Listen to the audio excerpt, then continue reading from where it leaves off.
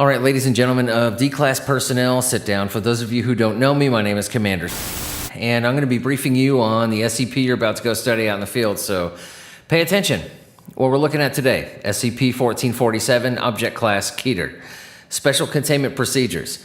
SCP-1447-1's current containment unit comprises of an airtight 2.5 meter by 2.5 meter by 2.5 meter concrete container with 6 centimeter ablative steel plating and suspended within Bay 4.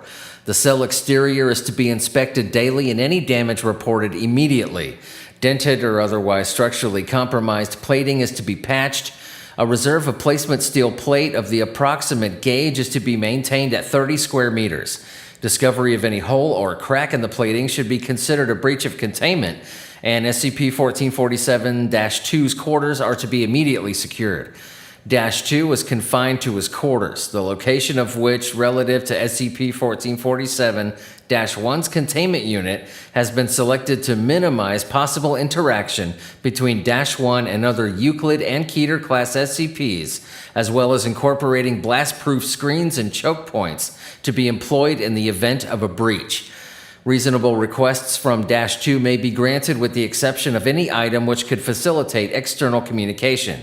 -2 may be consulted by maintenance staff on issues relevant to his primary area of expertise. However, following Containment Breach 1447-01, SCP-1447-2 is no longer granted freedom of the facility.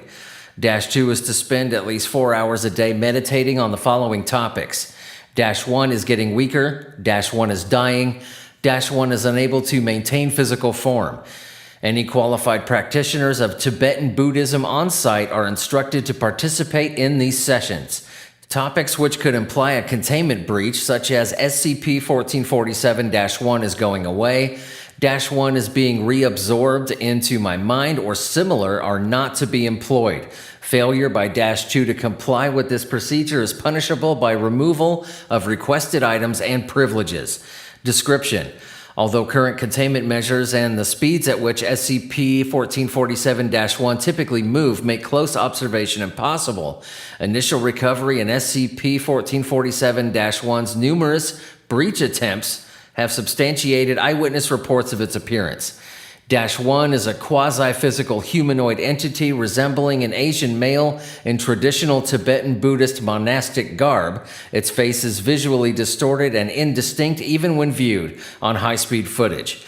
-1 typically remains in constant motion, frequently in excess of 200 kilometers an hour for approximately 20 hours a day, which time is chiefly spent attacking the interior of its cell. Reinforcing -1's containment unit with hardened steel plating has been successful in reducing the incidence of breaches, but has not proven totally immune to -1's efforts. -1 is very capable of exploiting small breaches in its containment unit and is able to insert itself through apertures as small as 200 micrometers in diameter. -1 is largely resistant to standard issue sidearms. High caliber munitions appear to temporarily disrupt -1's physical form, causing it distress, and have been effective at forcing it back into containment. High explosives have proven effective at completely dissipating -1. However, when attacked in this manner, -1 has shown the capacity to rematerialize anywhere in the immediate vicinity, ignoring any intervening barriers. Furthermore, during Breach 1447-05, -1 apparently goaded security personnel into employing explosives near the containment area of SCP, resulting in an additional breach event. Attempts at communication with the entity to determine sentience remain inconclusive. Although -1 responds to questions, its vocalizations are largely unintelligible.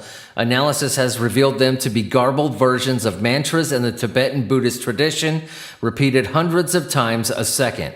-1 is not implacably hostile to human life and remains focused on reaching and killing -2. However, Foundation personnel who attempt to impede its progress are subject to attack, and if frustrated in its efforts, it has been observed to become indiscriminately violent.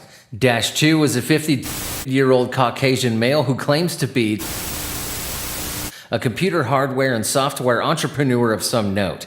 Dash 2 has been unable to explain the continued activity in the public eye of his namesake, a figure who shares Dash 2's alleged identity and life history, but has speculated that he may be an imposter hired by his business associates.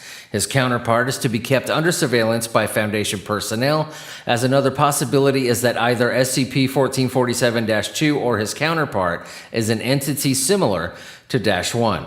This is Recovery Log 1447. Dash 2 claims that a lamasery allegedly located in the Qinghai province, China, provided him with the location of Site 73 and arrived there on seeking sanctuary from what he described as a tulpa. This is in interview 1447-21. 2 days later, Site 73 came under repeated attack by Dash 1, resulting in the deaths of 2 agents. SCP-1447-2 was evacuated via plane and the attacks immediately ceased. Dash 2 was transported to London and subsequently moved to Site 60. Dash 1 took under 3 weeks to locate the site, again attempting to breach its security and gain access to Dash 2. On-site personnel were ultimately able to funnel the entity into an early version of its current containment unit at significant cost in terms of expended human and material resources. This is Addendum 1447-01. Dash 2 has been informed of the death of his counterpart. He requested a full medical checkup, which was granted. Tissue and hair samples taken from Dash 2 show no anomalous characteristics. Dash 2 remains convinced that he will be successful in the destruction of Dash 1 through the application of methods of concentration and meditative practice. Successive breaches have indicated no change in the capabilities of Dash 1 to date. However, it is noteworthy that the entity's activity within its containment unit is severely curtailed during periods in which Dash 2 engages in focused meditation on the abolition of the tulpa. Thermal imaging reveals that Dash 1 is almost completely still during these periods, adopting the Vajra meditation position. Foundation consultants versed in the Tibetan Buddhist faith have posited that SCP-1447-1 may be sufficiently sentient to be able to meditate on its own existence, thus reasserting itself. This is Addendum 1447-02. Proposals are under consideration to incorporate means of disrupting Dash 1's meditation into its containment unit. The incorporation of a hydrochloric acid bath, similar to that employed in the containment of other KETER-class SCPs, is presently considered too likely to lead to a breach via the delivery mechanism. Other possibilities include microwave emitters to heat the interior of the unit and high-volume sonics proven to inhibit concentration. Current theories indicate that the death of Dash 2 at the hands of Dash 1 or otherwise is unlikely to result in the destruction of the tulpa, given its current level of autonomy. Controlled infliction of pain on Dash 2 shows no corresponding change in behavior on the part of Dash 1.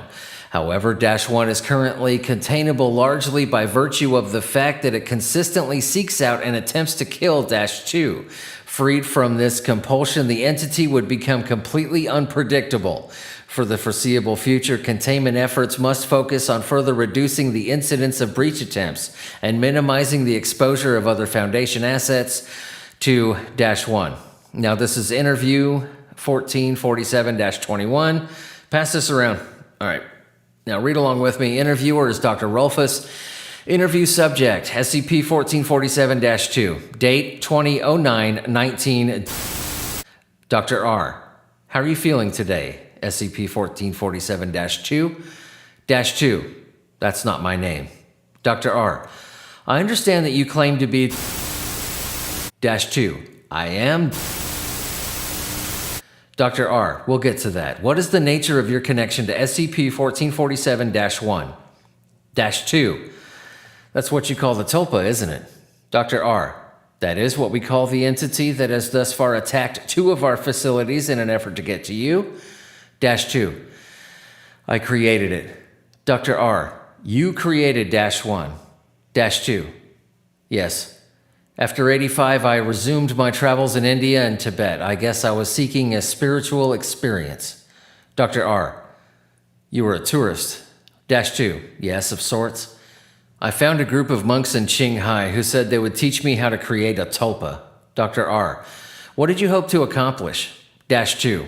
Well, A tulpa is supposed to be a thought form, made visible and tangible to others through intense meditation.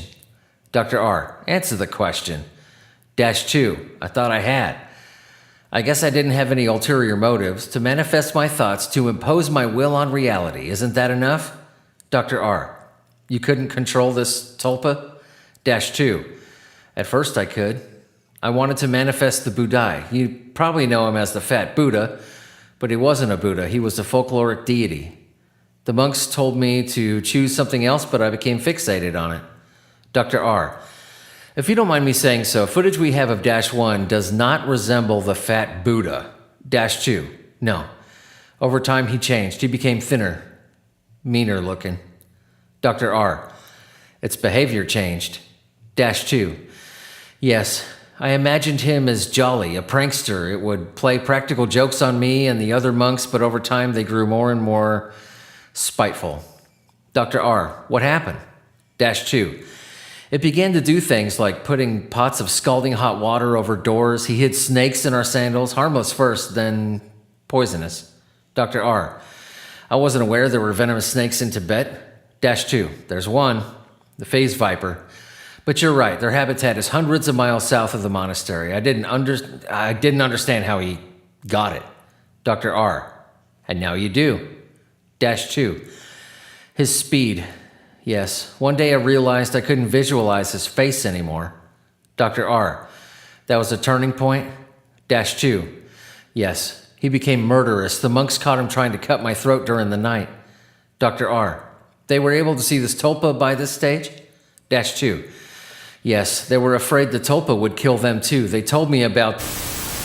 Note, operational code name for Site 73 used exclusively by recovery agents. Dr. R, you are aware that this is quite impossible for them to have knowledge of that facility. -2, so you tell me. Dr. R, and as to your identity, -2, I've told you as clearly as I can. Ask your damn IT department. Dr. R, how do you account for these? Note, Dr. Rolfus shows -2 a number of recent press cuttings concerning his namesake. -2, I cannot. Dr. R, there is in fact no evidence that left the United States during the period we are discussing. In fact, I have copious evidence that during the time you claim to have been in Tibet, he founded another company. -2, maybe hired someone to impersonate me. It says I'm back at... There's your motive. Dr. R, rest assured, we'll be keeping both and under close observation. -2, no, that's not good enough. I want my life back. You don't have the right to detain me here. Dr. R, Mr. You're here because you're currently the target of an apparently supernatural being that has thus far cost this organization an extraordinary amount of money and dozens of lives to contain. We have every right. Tell me, what happens if -1 kills you? -2, I don't have to listen to this. Dr. R, will -1 cease to exist if you die? Answer the question. -2, I refuse to answer. Note, interview terminated by Dr. Rolfus. All right, ladies and gentlemen, that was SCP-1447, dismissed.